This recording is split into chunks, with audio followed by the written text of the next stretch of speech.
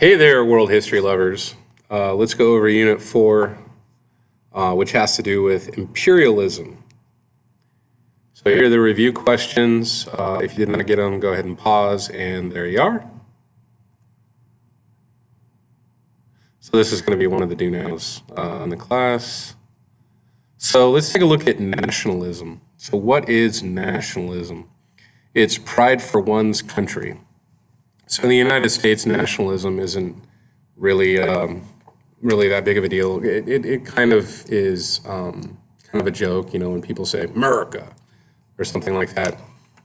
But in the late 1800s, there was this push for nations to sort of form their own identities. So Italy for the Italians, Germany for the Germans, France for the French kind of thing. And I mean, if you can kind of think of like stereotypes of like a French person or a German person or something, there actually is some truth to some of those stereotypes. But I mean, if you're French, you are decidedly French. Europeans can tell each other apart, and the cultures kind of became distinct. So what did they do? They closed borders. They also expanded some borders. Germany was able to take some land away from France and Italy. They also unified themselves. Expelled people, so non-citizens. If you were British, you probably kicked out of France, or you started to see what's called anti-Semitism, which is a dislike of Jewish people, and we'll go over that later. Jewish people were persecuted, and Jewish people really didn't fit in anywhere. And they became one people. There was a lot of hostility towards nonconformists. So during the 1840s, 50s, 60s, 70s, and 80s, 1890s, and 1900s, you start to see European countries start to unify.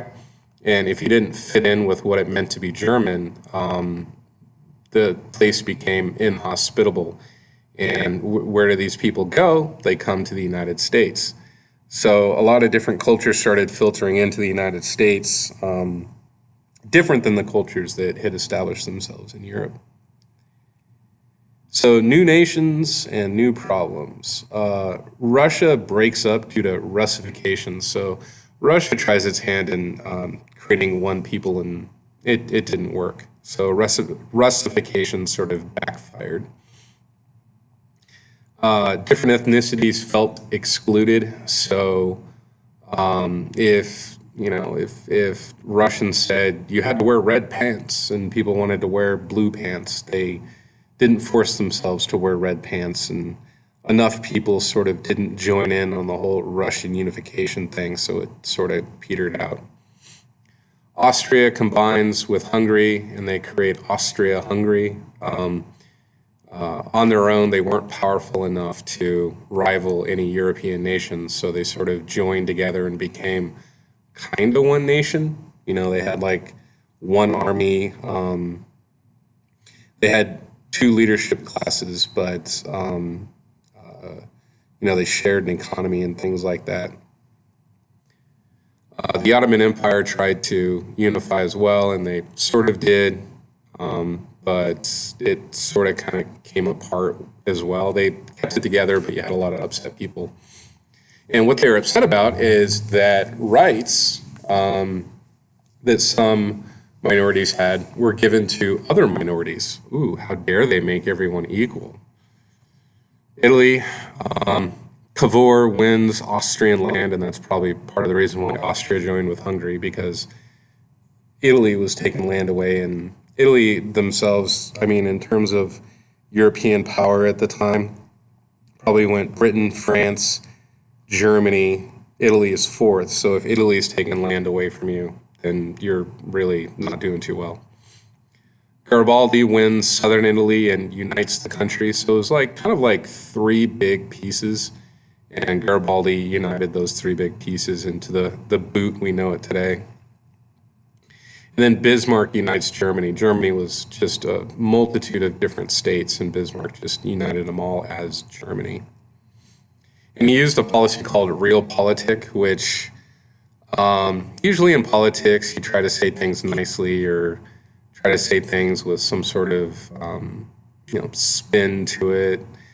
Bismarck wasn't really like that. He was like, Italy, you're kind of weak. We're going to take land away from you because we can. Austria, you're kind of like us. You can be your own country. We're not going to mess with you too much. France, hey, if you can defend it, fine. But we're going to take this and, whatever. And see, the thing is, though, is Bismarck kind of became a European, I guess you would say, linchpin, where he kept the peace by being so forceful. It's not that people looked up to him, or at least Europe looked up to him as a leader or anything like that, or liked him as a leader. It's just that, if you wanted to know where your country stood, you kind of like had to pay attention to what Bismarck was saying. So you can see in this map just all the little different states of Germany, and all of these parts right here kind of, they still exist. The real castle-y part is up in this area, so like Cinderella's castle and stuff like that. That's where they get that's where you get the castles. And then here's Italy, Italy itself, and then you have the Papal States. You have like a kind of a mini country within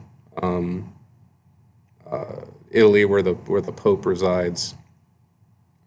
And I guess instead of 3, it was like 4 big ones right here. And united it all. And then Austria-Hungary kind of took some land from here, and Germany took some land. France took a little bit right here. So it kind of shrunk down the thigh portion of the boot of Italy. Italy always be tripping. See, it's a boot and it's tripping. There you are. And then Austria and Hungary kind of joined together. They shrunk a bit, but they mostly stayed powerful, being able to, unite in that sense.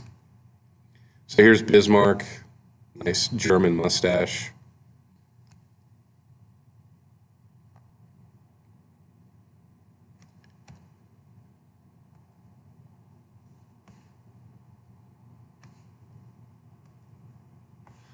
So Britain loses colonies. Canada establishes its own parliament. So Canada was a British possession, but it established its own parliament. Britain still retained ownership, quote unquote, of Canada, but Canada got to make a lot of its own internal decisions, and it worked out pretty good for Britain. So, they still got to keep it, but they didn't have to spend a lot of time running it. And the Canadians kind of got along with the British anyways, so it wasn't that bad. New Zealand and Austria kind of take Canada's lead and follow as well. And then Ireland tries to fight for independence, but Northern Ireland stays within British hands. And you get the potato famine. So the potato famine, potatoes were overplanted in Ireland, and it was a cash crop. But there was enough for the Irish to eat as well. Well, the potatoes were overplanted, and a multitude of things happen when you overplant. When you overplant a crop, sometimes an invasive species can come in. In this case, it's a fungus, and it ate some of the plants. Other times, you deplete the nutrients in the soil, like what it takes to grow a potato doesn't remain in the soil, and you suck all that stuff out of there, and you keep trying to plant potatoes, and they just don't grow. So it caused a famine, and a famine is just basically like a massive shortage of food where people starve. So where do you think the Irish went? They went to the United States. So you have a lot of Irish immigration in the 1840s and 50s and 60s. So what is imperialism? The definition, it is the political and economic control for the purpose of extracting or extraction of raw materials. Why? Well, you have economic incentives. I mean, one of the coolest things to do is like go into business for yourself. You know, if there's a market for like awesome t-shirts or something like that, then, you know, you make those t-shirts. Well, there was a market for opium, which is like heroin, because having surgery and then having to limp around afterwards is quite painful, and heroin helps. It also helps, it's addictive. You know, you always got a good customer base when people are addicted to your product. Or, you know, rubber comes from trees, comes from the sap of trees. Tires are nice on cars, so hey, rubber trees. You also get, we watched the video, you get quinine from trees, and that's used to fight malaria. But all these products are outside of the borders of Britain. So Britain set up colonies, and colonies are kind of expensive to maintain, so other tactics were used, and we'll go over that. Power and prestige. What makes a country awesome? Basically, how much money you have in the bank. They used to fight wars and stuff like that, like France is awesome, now Britain's awesome, now France is awesome, now Britain's awesome. That's really expensive and costs a lot of lives and things like that. But you know how you really measure how awesome a country is? How much money you have in your treasury. How many possessions do you have around the world? Social Darwinism. Darwin came up with the theory of evolution, which is natural selection, and you adapt to your environment or you die, which is essentially natural selection. So we're all mutants. Now, social Darwinism is an attempt to apply the science to social situations. So you go into another country, you're armed and clothed. You start ticking off the natives because you're making them go grab stuff. So they get ticked off and they grab spears and start throwing spears at you, and you take your weapons and you shoot them all. Obviously, who's better? Oh, look, the white man's better because he has guns. So, of course, he would start to think, oh, then anyone with brown skin and spears and not fully clothed are inferior. And that's just how it is. Well, that isn't really evolution. I mean, on a Homo sapien level, both races are able to adapt to their environment equally. It's just that whites lucked out by living in places where they could industrialize. They had natural resources, they had access to raw materials to make weapons, things like that. You know, so if you're going around in Africa, they don't need those things. And this kind of trickled into religion. So you had, first off, you know, you had exploration in Africa, and it started as like a religious venture. So Christians found that here you have all these godless heathens who are, you know, living a godless life. So you go to spread the message of Christianity. And, you know, I mean, if you see this advanced, like if aliens land and they have all this advanced technology, and they say, the aliens observe a Christian church or something like that, the aliens may go talk to, you know, the American people and say, hey, the idea you have your God is wrong. It's actually that our God's name is Snorlax, and you're supposed to worship him on Wednesdays. There will be, you know, a population of people who will then sort of convert over to the God of Snorlax, or, you know, whatever the case may be. So that's sort of what happened with the natives and missionaries to a certain extent. So I like to show this picture. If you look at it, what is above her head? Now, most people who live in the West, so the United States, Britain, France, all those countries, will say that's a window. But if you ask somebody in Africa, they say it's a water jug resting on her head. So these are just some of the cultural differences, like just little cultural differences that happen. I was on a website, and they were this kid sort of with help of a missionary. He survived Ebola. His entire family died, but he survived Ebola. I guess you can survive it, but it's very rare. And Americans were firing questions at him like, what is your favorite thing to do? And he said, go to school. And everyone was just taken aback, like, go to school, you know? Because most kids are like, oh, I hate going to school. But you talk to a kid in Africa and he's like, I love going to school because I learned how to read. And then another question was like, what's your favorite ice cream flavor? And the kid was like, what's ice cream? And I mean, it was just these, we take these things, how do you like your triple espresso latte? And it's like they have no concept of that stuff. It's a totally different culture. Doesn't mean they're inferior or anything like that. You just have other things going on. We have different things going on. So it's important to like really get an idea that the culture of, say, the white man came into a culture of, you know, different ethnicities, and it was a complete shock to that ethnicity that came in, or that had resided there. So here's rubber trees right here. They're collecting rubber. They just tap a little nail in there and it leaks out in these pots and you can collect rubber. This is silk, spider silk, you get silkworms. And you just wrap them up and then I think they soak them in water and it kills the worm and then it loosens up the silk and you can, you know, spool it into thread. Tea. So these are all tea fields. This is in China. Poppies. The main poppy poppy fields are in Afghanistan and Western China. These grow in kind of deserty areas and stuff like that. So that's basically where heroin starts.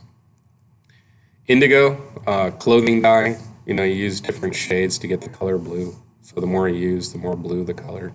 Things like that. And who doesn't want colored fabric? We all do. So here's a cartoon. You sort of see a criticism of imperialism. We have Uncle Sam. Whenever you see the dude in the top hat with the star, that's the United States. Whenever you see a fat guy in a top hat, that's Great Britain. Whenever you see a dude with a funky mustache back here, that's France, you know, in uniform and all that stuff. So it's pretty consistent across all political cartoons. But you see that they're being carried by the natives, you know, so they're like, let's go explore. And then you have the natives sort of carrying them around. That's sort of giving a sense that the natives are being exploited. And yes, some natives really did carry around Christian missionaries. So this cartoon is not an exaggeration. And of course, this guy's smiling like, hey, yeah, we're having fun, until this lady's like, no, we're going to the store. Yeah, it's you know, what are you going to do when you're being treated that way? I mean, it's you have no way out. You try to find joy in it, I guess. And then here's sort of the races of men. You have Caucasian in the middle, and then you have Mongolian and American Indian, Malaysian and Ethiopian. So you can kind of see the white person in the middle as sort of the superior race. So strategies for imperialism. So they use missionaries, so Christian missionaries, sort of making an introduction, seeing, and, you know, missionaries would report back, you know, what did you find, stuff like that. You know, it was important to kind of like scope out, put the feelers out. How are these people, you know, what do they have? Oh, they're wearing gold. Well, let's just go show up then. Let's get some more people over there. And this was an attempt to kind of change culture. If you change the culture around, usually the people that you're working with will, you know, agree to other changes as well. Exploration, so you just had basically exploring places because, oh, cool, look, it's a place that no one's ever been before. And when they say that no one's ever been before, of course, the people who live there have been there. But we didn't really see it that way. It's like saying when Columbus discovered America, you know. But the thing is, though, is you know, saying Columbus discovered America is kind of an oversimplification. When Columbus found the Americas, no one forgot that they existed. It changed the world forever. And that's kind of the thing with exploration. It's like, look what I found in Africa. And there are people already living there like, yeah, because we're here. And so there just isn't a good word for found and never forgotten.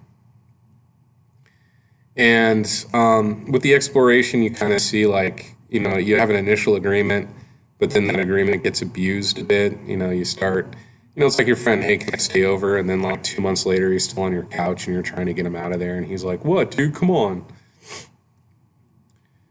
Stanley and Livingstone, kind of a fun story. I'll tell it in class, but these are two famous explorers. They'd bribe local leaders. That's how slavery worked. You go to different tribes and you say, hey, I'm going to give you booze, go get slaves. And then you go to another tribe. Hey, I'm going to give you booze, go get slaves. And you go to another tribe. Hey, I'm going to give you booze, go get slaves. And then those three tribes would like go to war with each other and try to like enslave each other. And, the people offering up the booze were like, hey, cool, bonus, we get more people this way. So the local leaders would enslave people. Even though Britain banned slavery in like 1820, they didn't care how other countries, like if they made an agreement with, say, Ethiopia or something like that. Well, it wasn't Ethiopia.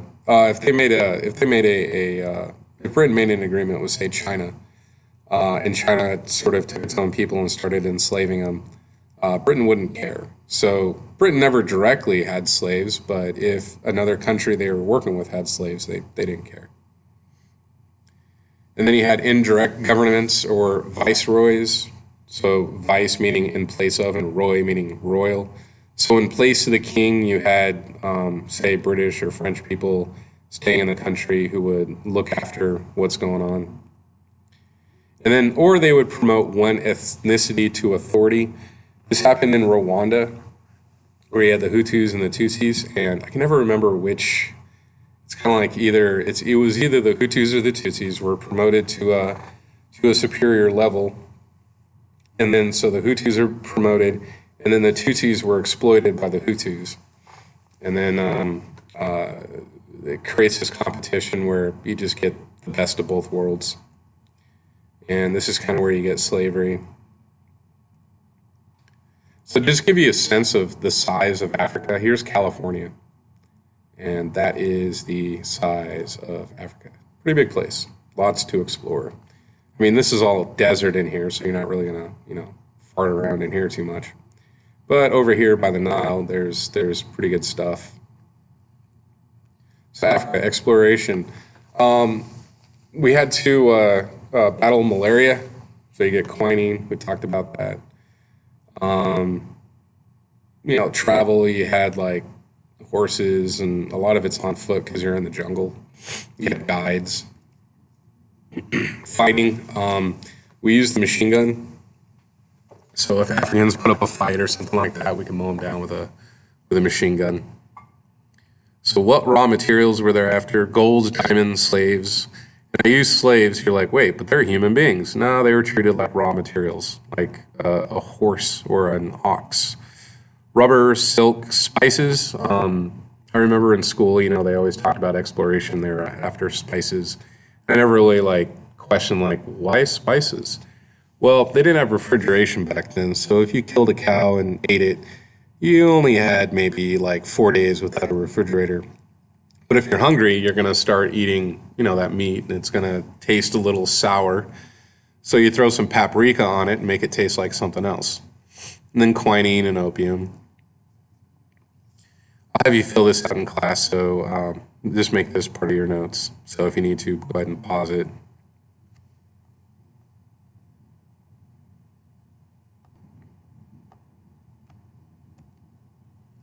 So Europe scrambles for claims. So you have the Berlin Conference, and basically what that did is Europe got together and said, hey, if you can keep it, you can have it. So if you can control it, it's yours. It's a way to keep from fighting because that ends up more expensive than just kind of saying, what I said before. Of course, the people who already live there are like, hey, great, thanks. You're dividing up my home. Fantastic. So whatever you can claim, you can control. So Africa was divided into 14 nations, and then they divided people by language and culture. So a lot of tribes were smashed together out of convenience. We drew this border. Now you're inside of this border, and you are, this is the country of Congo or something like that. Well, Belgium. They take the Congo, and Belgium serves as an example of imperialism and colonialism gone wrong. Leopold II uses extreme violence, and Europe itself finds it very distasteful. And here's how it's carved up. So you see like all the little spaces. Here's Congo. No, here's Congo right here. So that's what Belgium had. I'll show you a video, but you can see right here, his little daughter didn't collect enough rubber, so there's her hands and feet cut off, and he's just staring at them.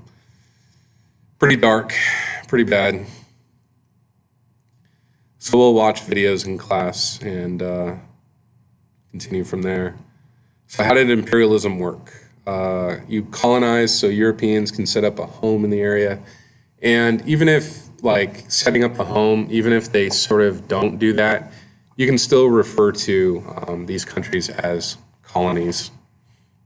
Protectorate, so self-rule but overseen by a European country.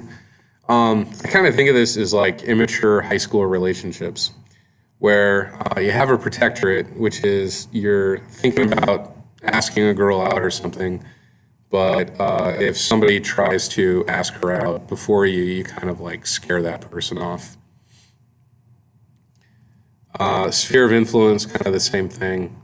They just maintain a trade relationship, so you're kind of like, hey, what's going on? Da, da, da, da. So if somebody else moves in, you growl them off or something like that. Paternalism, you make the country depend on you economically. Okay, here's a really, I guess if you want to talk about immature high school relationships, this is probably the worst kind you can have. Basically, you just make them depend on you. You can do it in a variety of ways. We'll talk about cash crops in a second, but a cash crop is basically when you make them grow, say tea instead of food, and then they pick tea, and then they get paid. But if all of a sudden they wanted to stop playing the game, it's going to cause a famine because all of their food fields are being chewed up by tea. Assimilation, you have another country adopt your customs. And then geopolitics is basically based on geography. European countries chose where to exploit because it was more convenient. They're not going to, go into the middle of Sahara, plant a flag and be like, this is ours. It's just not going to work that way. So all the decision making and all of that stuff. So I'll give you examples of each. And some of these are used, interchangeably, like Britain used all 6 of these. And basically, geopolitics kind of has to do with trade routes, and if you think about strategic locations, and I'll illustrate later.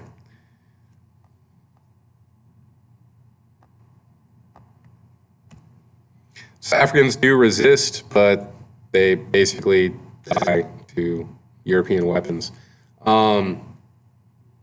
The environment kills more Europeans than Africans ever did.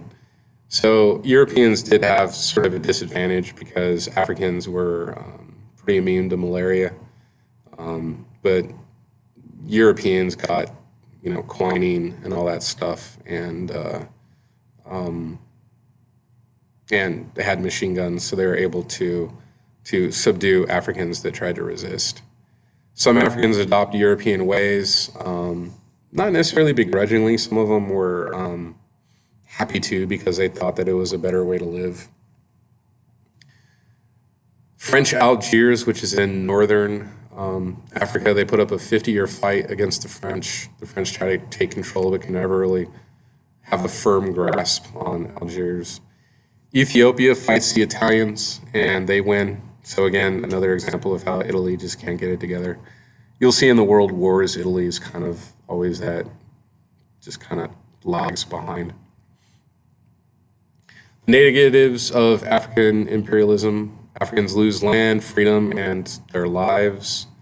Famines, I talked about that real briefly. So a famine is, again, where you have an overplanting of cash crops, and there isn't enough left over for food. If there's ever like a food shortage or something like that, or if a crop fails, you get massive starvation and death, and that's what a famine is.